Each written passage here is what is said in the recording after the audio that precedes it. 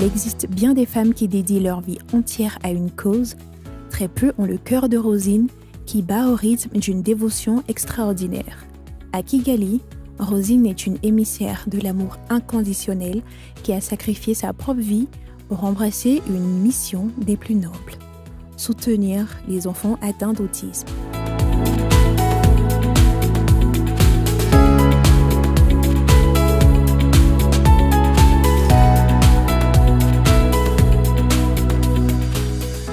Au cœur de Gisozi, dans le district de Kasabo, se trouve Autisme Rwanda, un centre spécialisé dédié aux enfants, aux comportements et attitudes particuliers. Cet établissement a vu le jour grâce à l'initiative de Rosine Kamagaju, une femme au grand cœur.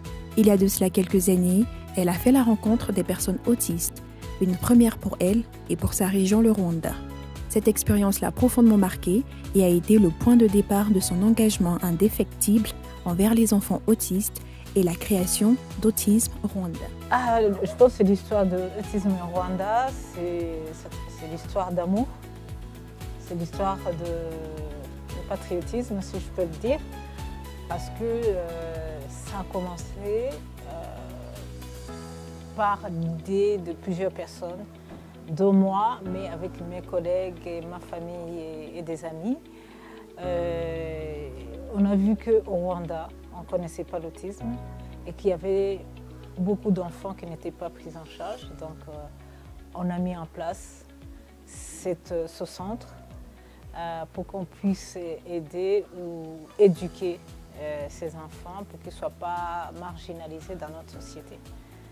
Ouais. L'autisme, également désigné sous le nom de trouble du spectre autistique, regroupe un ensemble de troubles qui se manifestent par des difficultés au niveau des compétences sociales, des comportements répétitifs, des difficultés de communication, tant verbales que non verbales, ainsi que des aptitudes et des différences uniques.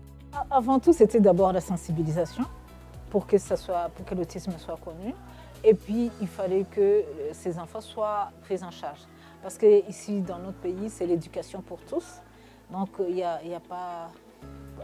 il faut aussi que ces enfants soient considérés et qu'ils aillent à l'école et qu'ils aillent cette éducation inclusive et spécialisée. Ça, c'est le premier objectif. Deuxième objectif, c'est sensibilisation. Et troisième objectif, c'est former. Former et sensibiliser aussi et former aussi la population et notre société. Tant que notre société ne comprend pas ce que c'est l'autisme et comment il faut se comporter avec ces enfants, même les adultes, ça sera toujours un problème. Donc, il y a aussi formation et aussi une recherche sur l'autisme.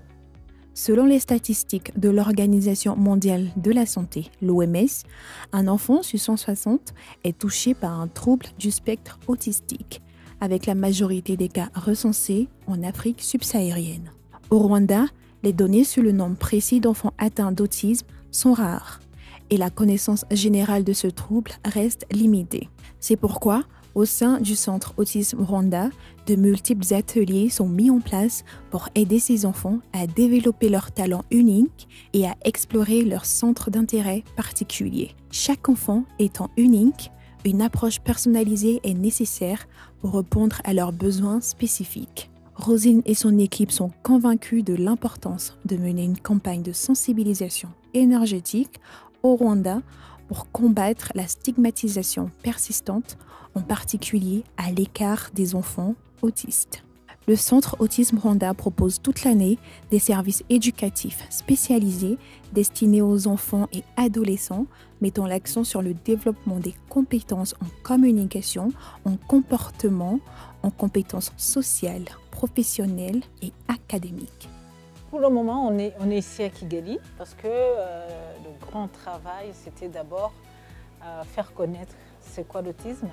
Parce que comme un peu partout en Afrique, l'autisme n'est pas vraiment bien connu. Et donc c'est un vrai problème parce que ça touche beaucoup de familles et beaucoup d'enfants qui naissent aujourd'hui. Il y a beaucoup de cas d'autisme qui se manifestent. Donc d'abord, on a commencé par ce travail de sensibilisation pour que les personnes puissent comprendre ce qu'est l'autisme. Ce n'est pas la multiplication des centres qui est importante ou nécessaire, mais en fait, c'est une bonne prise en charge de ces enfants. On peut faire beaucoup de centres ou beaucoup d'écoles, mais si la prise en charge n'est pas vraiment efficace ou appropriée, ça n'a pas de sens. C'est pour ça, pour le moment, on est ici, mais dans l'objectif que tous les enfants qui sont dans tout le pays, dans toutes les parties du pays, soient aussi pris en charge.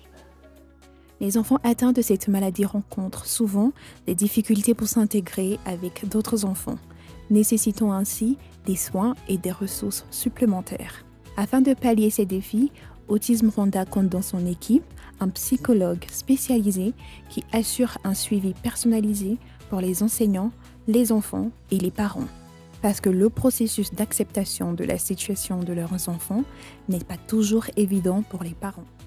Les parents, ils ont droit d'appeler, ils ont droit de téléphoner, de se déplacer et de suivre ce qui se passe à l'école et de voir l'évolution de l'enfant. Et nous aussi, nous avons l'obligation de communiquer aux parents ce qui se passe, si c'est bien ou si ce n'est pas bien, s'il y a l'évolution ou s'il n'y a pas d'évolution. Donc on est dans l'obligation de donner des nouvelles aux parents. Bien que le nombre exact de personnes autistes au Rwanda demeure inconnu, le Centre rwandais de l'autisme accueille actuellement 36 enfants nés avec un trouble mental, des enfants âgés de 2 à 15 ans depuis sa création en 2012. De sa fondation à nos jours, grâce à l'engagement indéfectible d'Autisme Rwanda, environ 5 enfants atteints de ce trouble sont actuellement scolarisés au sein d'écoles inclusives.